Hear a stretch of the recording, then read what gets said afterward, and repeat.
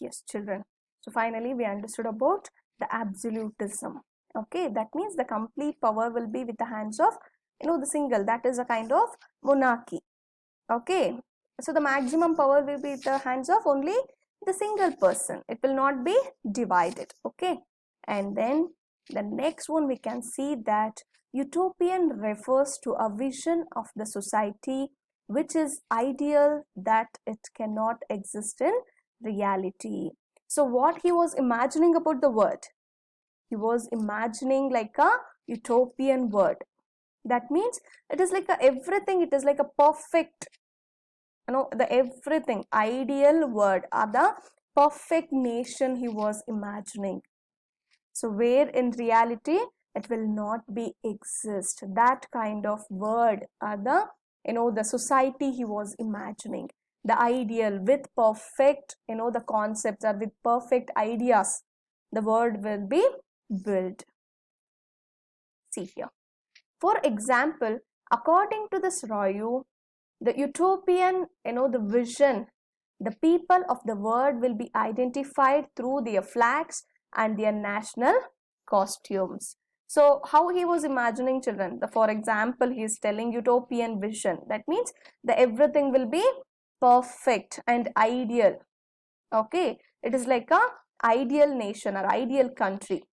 So how he is telling, the people of the world will be identified through their flags. So that is happening. So every country has got a flag and their national costumes. So for example, India, what is the national costume? Can we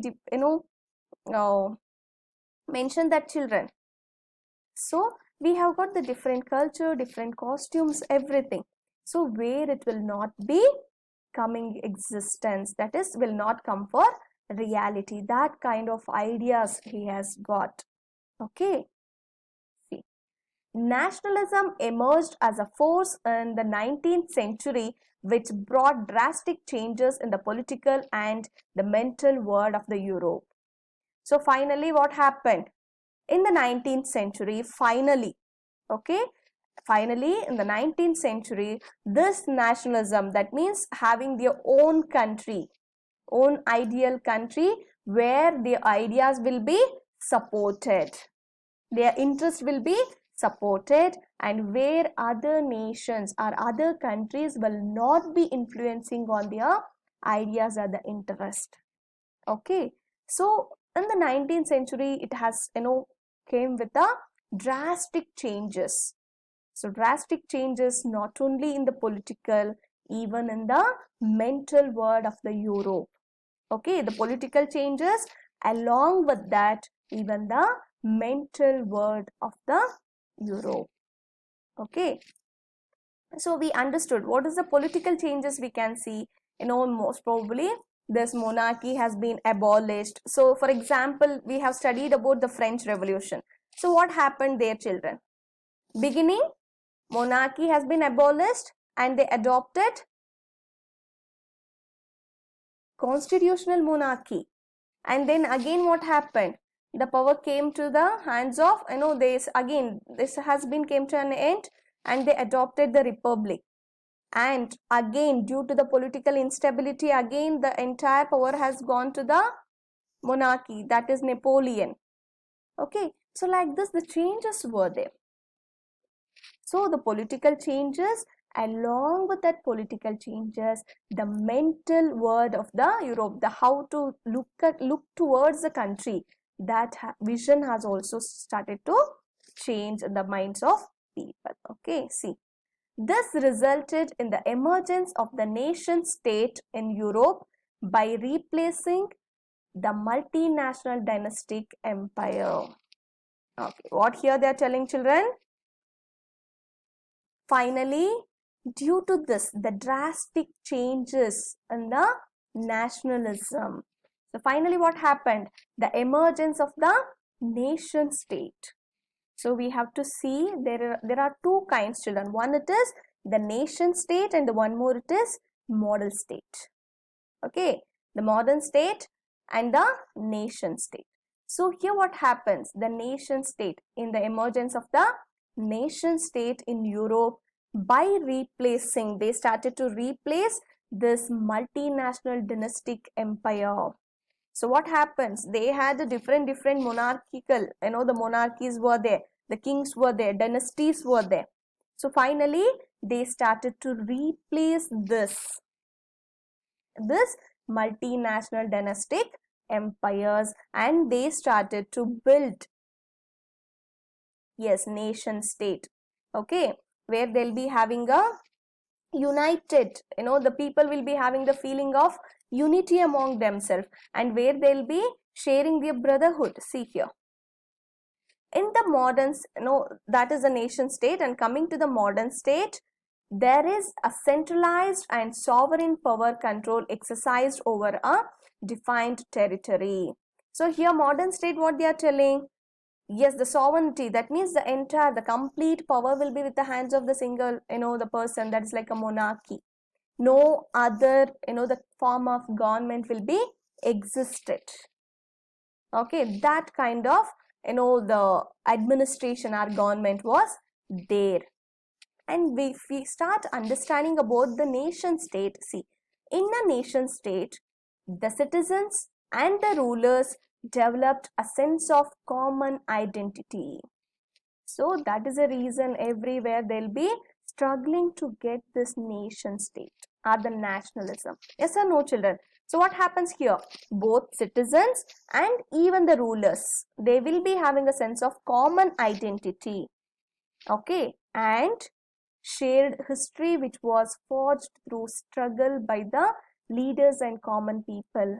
So everyone will be undergone with the same struggle, that is a history, okay, the pre-background history. Coming to India, so whatever it may be the situation, we all came up with the same history, same background, the same struggle to get the independence. Yes or no? All our Indians, they struggled a lot against the British people, and we have shared the same common history and the leaders and the common people, common identity. Yes or no, children? So coming to Indians, India, we'll be telling we are Indians. Proudly we'll be telling, we are Indians, and we are all sharing the same history. Yes or no? Yes. And then with the same leaders and the common people, everything. So that is what here they are telling. Coming to the nation state, both the citizens and even the rulers, they will be having the sense of common identity, and they have shared the same history, and they have undergone the same struggle, okay, both with the leaders and even the common people. Finally, we understood about, the introduction part of this, the rise of nationalism in Europe. Okay, guys, let us just recall those things, what are all the things we have studied. Okay, so first, as I told you people, coming to the rise of nationalism in Europe. So we understood what do you mean by that, the complete meaning of that nationalism. What do you understood about the nationalism? Yes, it is an, the identification with the the one's own nation. So we'll be having our own nation, and where we'll be having a support for our interests, and where other countries will not be influencing the other, the interest of our country. Okay, so in this entire chapter, we'll be seeing about how this nationalism, the idea of nationalism came or rised in the entire Europe continent. Okay, because as I told you people earlier, they did not have the specific countries like, the German, the Italy, France, and, like Poland, Ireland, all those things. For example, take it as an example of German. German was not a single country earlier. It has shared its, the country with many countries. For example, now so-called Poland, Ireland, many countries. Okay, so later, because as we know earlier, only we had the monarchical system, the dynasties, the provinces. So what happens? The kings will be having their own dynasties, our own provinces. So we did not have the single independent nations that time.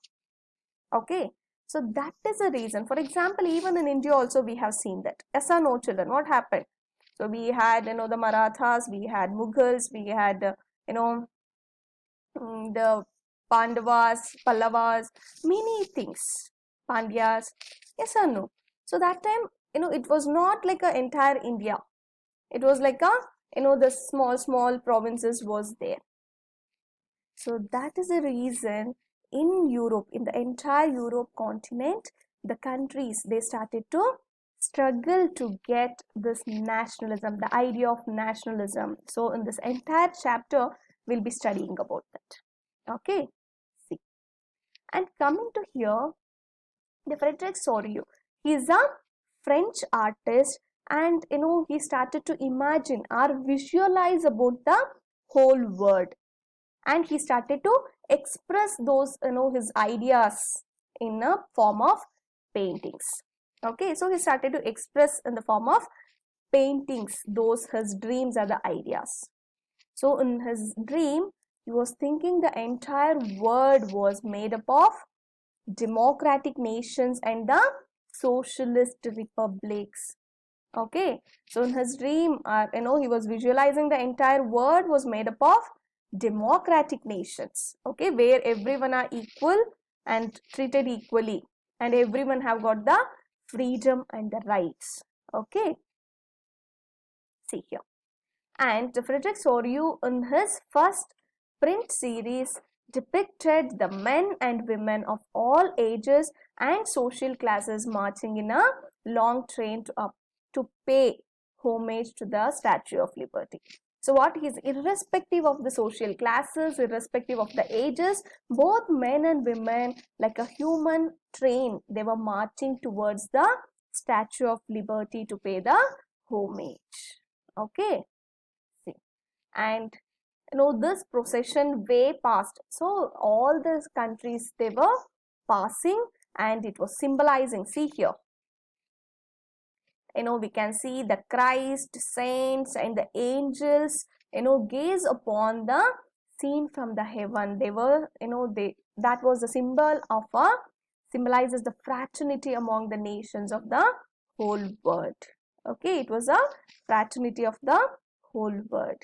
See, so here the French revolutionist, the revolution artist, they were symbolizing the liberty as a female figure. Okay, liberty as a female figure. See, example, we can see that the Statue of Liberty. Okay, in one hand it has got the torch of enlightenment, and in another hand it has got the Charter of Rights.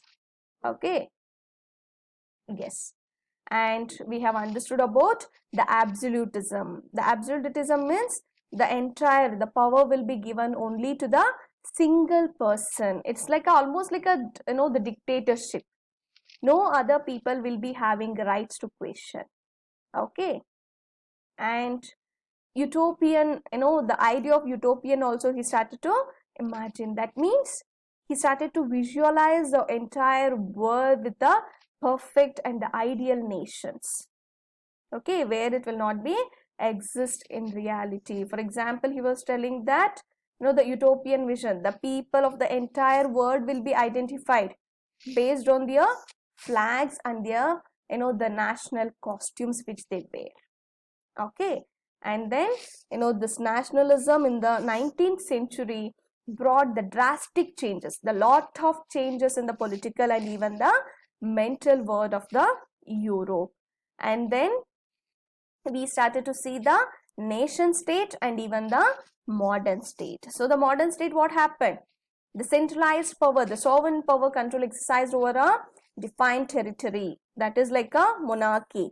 But coming to the nation state, both citizens and the rulers, they will be having the common identity, they'll be sharing the common history, and they'll be having the same common struggle, everything.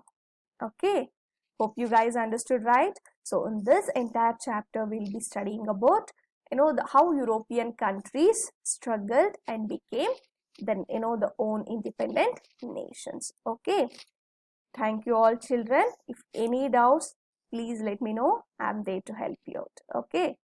All the best. Have a nice day.